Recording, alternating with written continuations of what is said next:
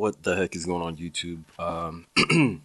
I know I had said that I was going to do a video every Monday, so I'm going to do two videos today to make up for the one that I didn't upload last Monday. But my only excuse so far is going to be that it was a holiday. It was Thanksgiving, you know. So that's what I'm going to go with. The gameplay in the background, it's just some unrated Valorant gameplay. Nothing really fancy, just like a decent game. Not too shy, just shy of a 30 bomb. There was one guy on my team that was talking shit to me earlier, but he was just kidding around. But overall, you know, everything's going pretty good. So this is another touch. I think I'm gonna do like in terms of news videos of like old school gameplays or just like gameplay. You know how those machinima things used to be, but I'm going to talk about different news topics and stuff. Because other than that, I can't really think of anything to discuss other than upcoming games with you guys. So, this video today, we're going to be talking about TwitchCon, San Diego 2022, and one of the main prevalent issues that I saw repeat on several occasions on Twitter and on social media. I'm not going to name any names. I'm just going to put links to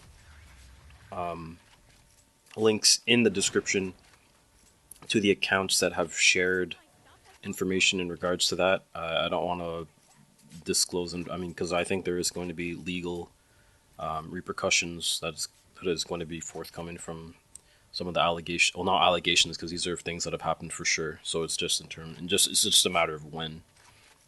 But in terms of TwitchCon, there was a couple things that we had happening at the event.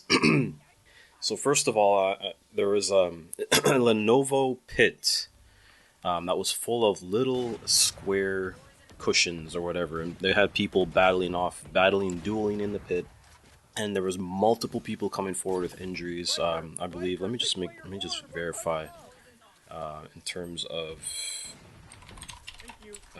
who. I don't want to. Well, okay, this stuff I can reveal names, but there's other things that I don't want to, in terms of the essays at TwitchCon, that I'm not going to reveal any names. I'm just going to link you guys the information in regards to that. So, there was one lady who had actually dislocated her knee from an awkward fall in the foam pit. And then there was another lady who jumped. Now the person she was dueling against had fallen in the pit. And Adriana Chechik, she jumped into the pit, landed on her tailbone, and broke her back in two separate places. She had to have surgery, I believe, later on that night. And yeah, it wasn't a good look. Now people are saying that maybe the pit was a little bit too shallow. There's just straight concrete underneath that. I don't know. It doesn't look like there was very much flex in that kind of stuff. Like I wouldn't. Not to say I wouldn't have jumped. Like you'd assume that it's safe to jump into, which is why she did it. But yeah, that's the serious injury. There's multiple people posting pictures of like things that happened to them. Twitch did not really take the initiative, but they didn't accept the blame for that. They were kind of putting it off to Lenovo because they sponsored that pit area. But yeah, we would have liked to see some kind of accountability in terms of that. And now TwitchCon, the main gist of why I'm making this video. This person is also a Canadian. I came across this tweet on social media, on Twitter, in regards to, she did a twit longer discussing, and she was really upset, and it was a male who had assaulted her, I think it was like 3 times that occasion, on TwitchCon weekend, or during these events, and also she knew of other times amongst her friends, and other people came forward, and it seems like this guy is like a repeat. I mean, in terms of like, and it's just wild. Like, also the Twitch partner party, they were not allowed to bring their +1s, so there's people there that were people that are, some of the males or whatever might be predatory, and ladies not having their boyfriends there with them, etc., etc. And also, she also discusses instances where it was a female streamer who was going around sexually assaulting other females, etc. So it's not just that one male in particular. There's also on the other side that there's a lady that was going around doing that kind of thing and making people very uncomfortable in certain situations. So what I mean, Twitch. I mean, like I like I love Twitch as a platform. I love YouTube as a platform. But like everything, everything that I see is bad news, bad press. Like you know how people, like, for example, it was like what 3 or 4 years ago when it was like Jake, was it Logan Paul? It was Logan Paul or Jake Paul. I don't even know which one. When he took that video in the suicide forest, and and it was like he made a huge. You should. There's no reason you should have done that, but it still brought people to become aware of his brand, of who he was, even though it was a very, very disgusting thing that he did and very frowned upon. Like any press is press and putting eyes on Twitch or bringing attention to Twitch, but this like it seems like every story that comes out is negative. Now I know there's some people that I know personally who went to TwitchCon and did have a good time, did enjoy themselves. But in terms of safety's sake, for people that were in these very, very uncomfortable situations,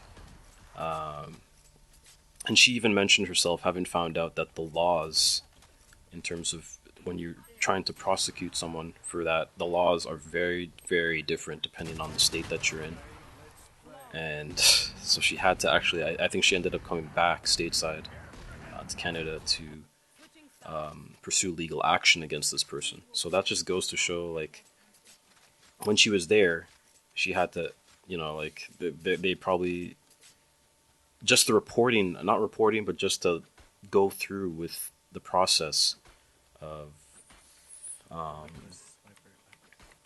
holding somebody accountable legally for their actions. And this person having saying, "Oh, I'm drunk, and I was drunk, and it wasn't me. That's not something I would do."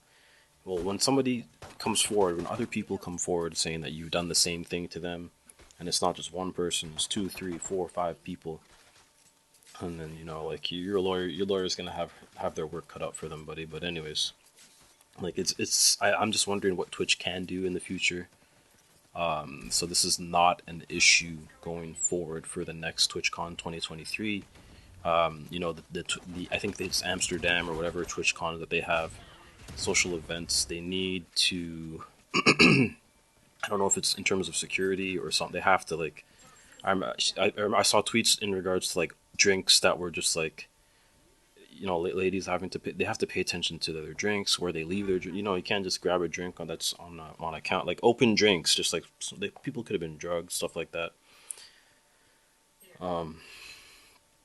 Yeah, that's the it's not good news for Twitch. Like I'm really on both fronts of the stories that that have come out of the weekend so far. And then I'm just now becoming aware of there's another tweet that I will link. I'm not sure if this one will get taken down.